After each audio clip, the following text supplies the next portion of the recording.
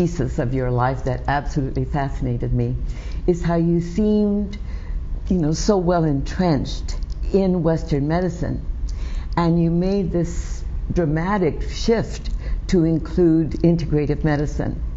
Do you attribute that shift to the automobile accident that you mentioned?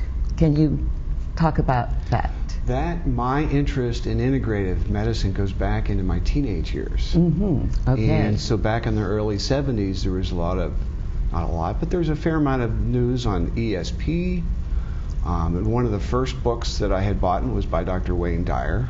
Okay. And then I think he had Norman Vincent Peale, who wrote about some of the mindfulness topics. Mm-hmm. And so I began to explore that while I started in pre-med in 1973. All right. And then I realized after about a year or so that my heart was not really in that for the long term. And so I was able to get into nuclear medicine and get out of school sooner and begin working. And then I continued in personal studies. I see. But I remember that you mentioned the accident. Was that a turning point for you? I think for the accident, it was by far the biggest challenge in my life. Mm-hmm.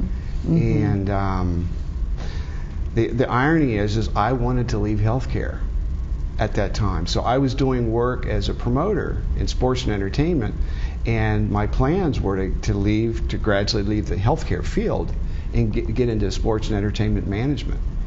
And of course the accident, that just changed all those plans. It's like the universe had other plans for you. It did, Mm-hmm. Yes. And so what was the outcome of that accident?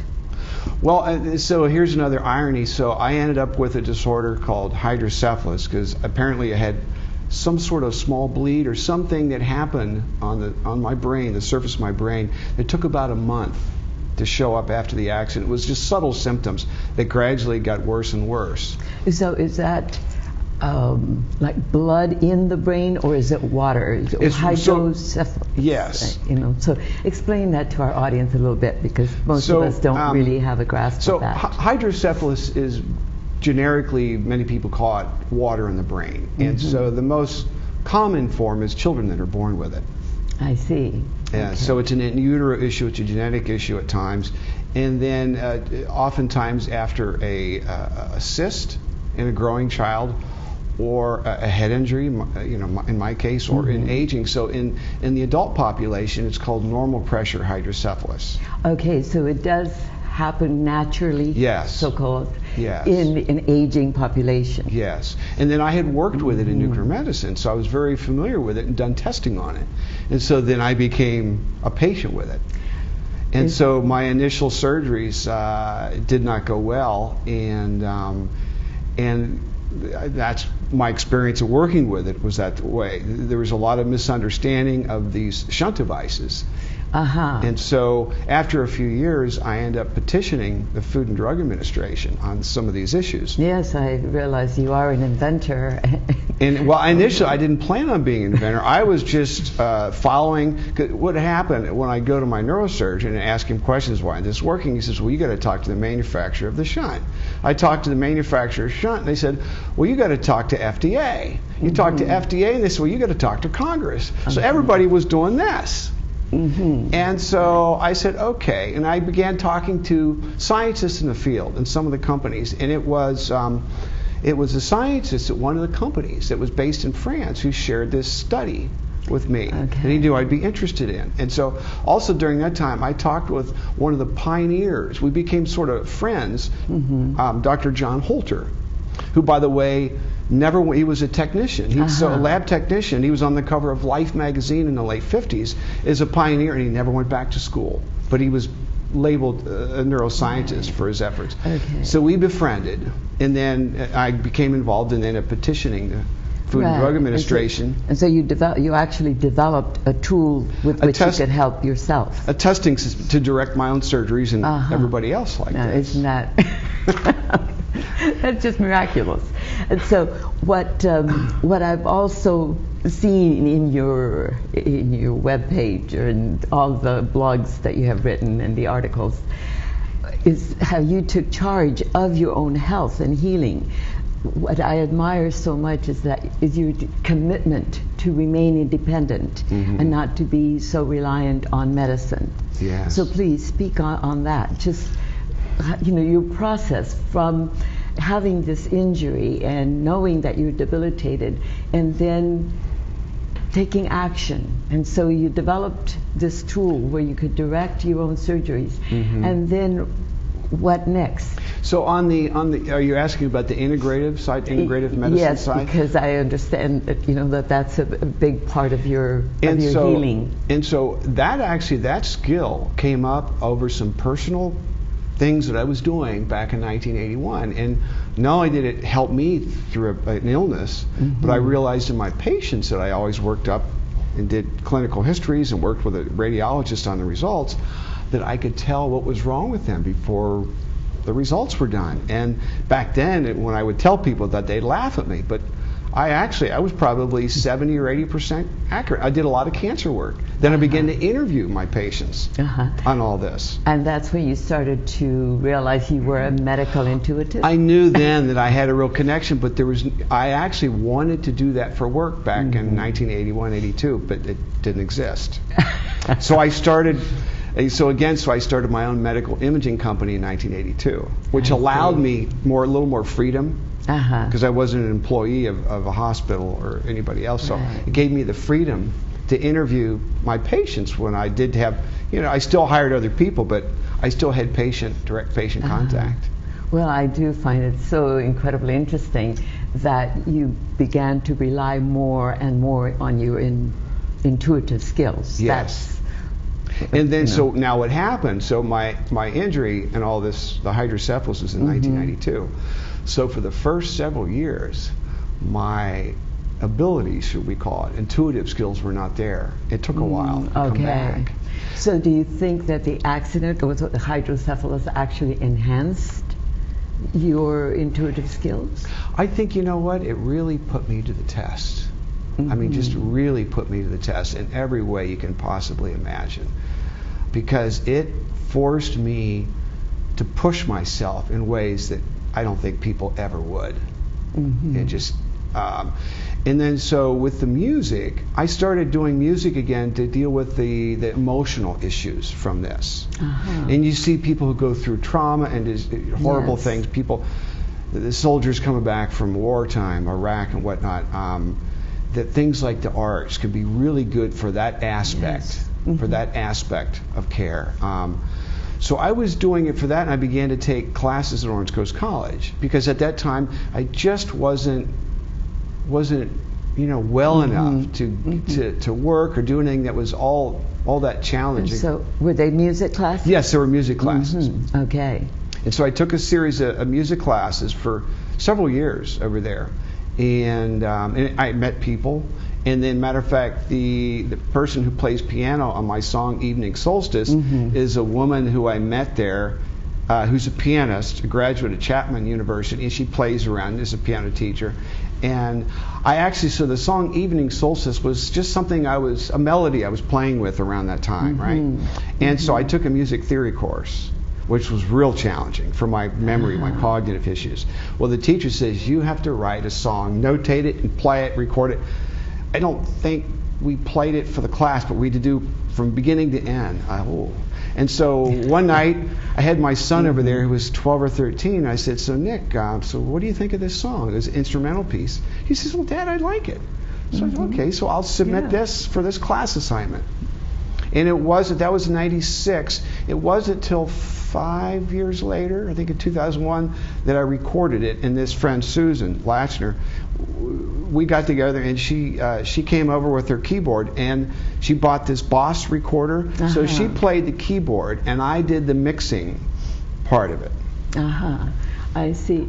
So was it from that music connection that you started the drumming? I mean, because it's fascinating how you applied the drumming and the music to your own healing. Yeah. Because you see, I'm an advocate of music and dance and movement.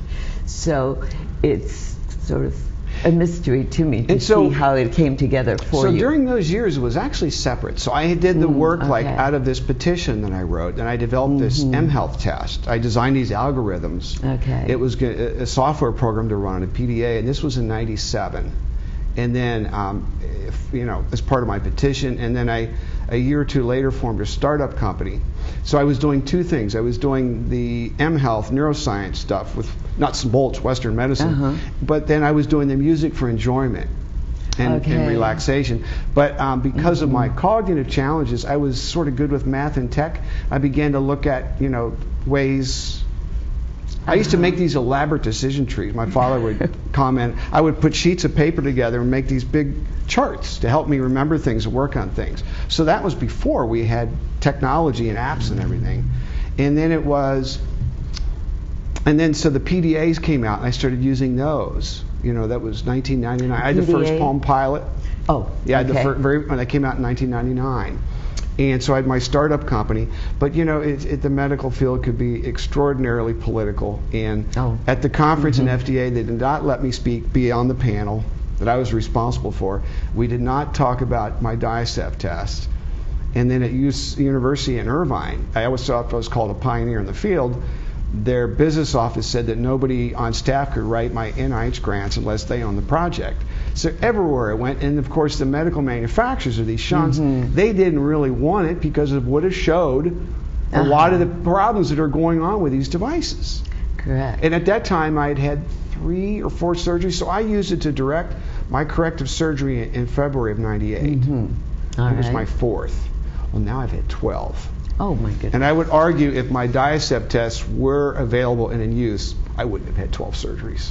Because it would have created a platform for patients, scientists, physicians, neurosurgeons, from everybody to look at these device failures and to look at design work and how you can make a better one. And so it just never came to pass. But on my music, I kept doing it. So it was, I actually did a real important study with music in 2001 or 2002 on sensory processing, on sound. And it really came from the work they had done. You're probably familiar with some of this. In PTSD, it was there's a term, it's part of psychotherapy, EMDR therapy. Correct. And there was a big study that came out in 2001. And how it helped sensory processing issues for brain injury.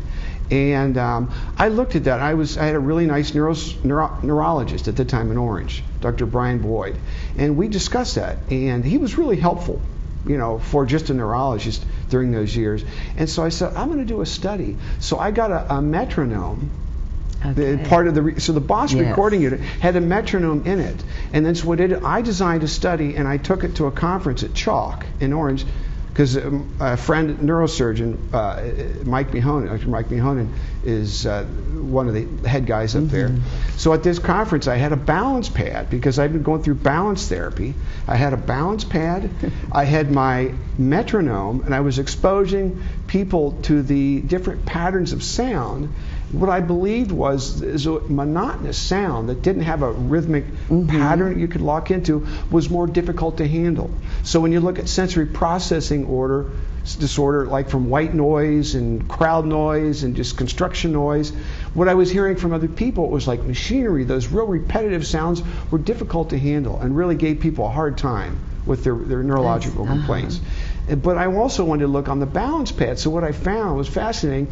People who reported more problematic headaches, so this was primarily in the hydrocephalus population.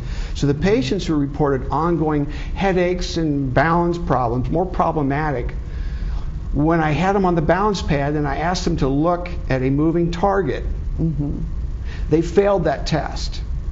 And what that meant was their balance centers, you have 4, you have your feet, you have the middle ear, you have your eyes in the center of your brain. So what that meant was 1 or 2 of their balance centers, like myself, were affected. So as a result, I was using my vision, as these other people were, to help make up for balance issues. And that's called gaze stabilization. You're more dependent on your vision. And so what happens with people like me, and they have this, anything that affects your vision will affect your balance. Going to affect that your is balance. why I buy glasses that have no frame on the bottom, because just the frame, anything that obstructs vision is going to affect your balance. And I really think that's a big issue for seniors that have balance issues. Well, so when it comes to glasses, to think about that. And so so that I was doing. So the EMDR study launched me to do my study, and what I confirmed was that, in fact, those repetitive sounds were more problematic. So I made an audio tape and I shared it. I sent it with the house clinic. I put it on my website, but no one really cared. So here I did this great investigative study, and so that was in 2001, 2002. So I put it on my website. Okay, so it was in 2004. I bought a djembe drum. I was at a music store. I can't remember if it was Sam Asher Guitar Center.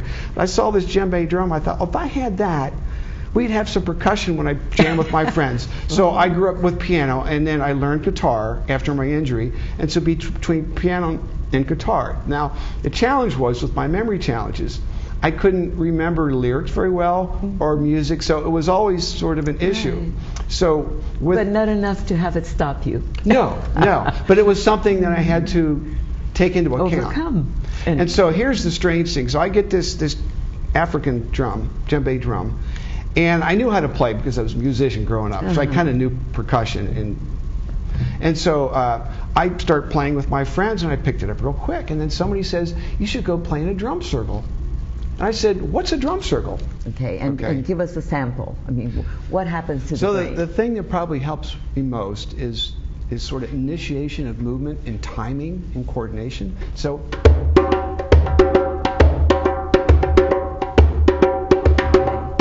and so what that does, it gives movement. It gives a sound to movement. And this is actually, that's a 6/8, which is an African root.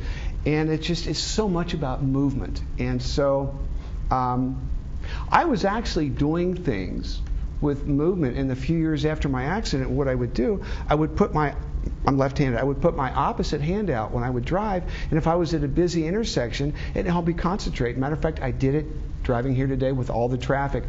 And what I began to realize, I did this for a long time until I was watching baseball one day. I was watching Ricky Henderson as he would steal, one of the best baseball stealers ever. And his fingers, he had these finger technique. And I thought, there's a reason to that. And what it is, these finger movements, your body, the proprioception, actually is an extension of your cognitive ability, your cognitive capacity. So when you do something like this, it helps you focus because it becomes an extension of your awareness. Exactly. So it's about mind-body movement integration. Yes. And stabilizing, balancing. Yes. Yes, because right now I know that there's a study at UCI where they are noticing, or actually studying, the increase in mental capacity through sound. It's fascinating. Now, with drumming, so one of the principal concepts in drumming is what's called brainwave entrainment. This is in the group setting. So one of the biggest studies was done maybe 10 years ago. What they found is after about 10 minutes in drumming, the group, their brainwaves will all begin to act alike. You have the 4 different, from alpha to beta, gamma. So you have the different levels, and when you get everybody, some people call that being on the same page. Correct. And in sports is just fascinating, and that's why the drumming took me to basketball. And what had happened, I did this sort of just fitness, and then it was around 2007 I realized that when I would be on the court doing my exercises, the dribbling and moving around, it was a good way for me to see how my balance issues were. And I noticed the more I drummed, the better I felt with the ball, sort of the tactile. The more balanced you became. Yes, and then I met a friend that we would talk philosophy. And one day I said, Al, where's the shot come from? And then I began to really delve into the psychology of, and so I wrote a blog several years ago called Sports Science versus the Brain Science of Basketball. Where does the shot come from? And that is so important because it gets right into healing. It's that place in your mind, in your heart, in your consciousness where dreams come true. Precisely. And that's why you're here. And thank you so much. It's been just wonderful to have you, because I know that mind and brain is able to regenerate. And I believe that, it's part of our self-interest to take charge of our health and find different methods of healing. And I know that you do take supplements and that you do many things to help yourself. We all have challenges, and that's what what I want to convey to people, that yes, we have challenges, but that doesn't mean that we should stop or that we should give up. Get well. It is mind over matter, isn't it? Yes. We can declare that, all right, I've been sick enough, and now I want my freedom. Yes. I do that regularly. So it is about trusting yourself, trusting your intuition. We are our own best healer. And is there anything you'd like to close with?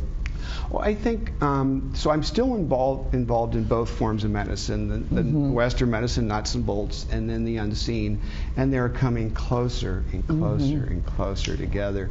And I've had a vision for a long time that the technology, like maybe mobile apps to help with cognitive, would help the healing arts, because our weakest part of our brain is memory.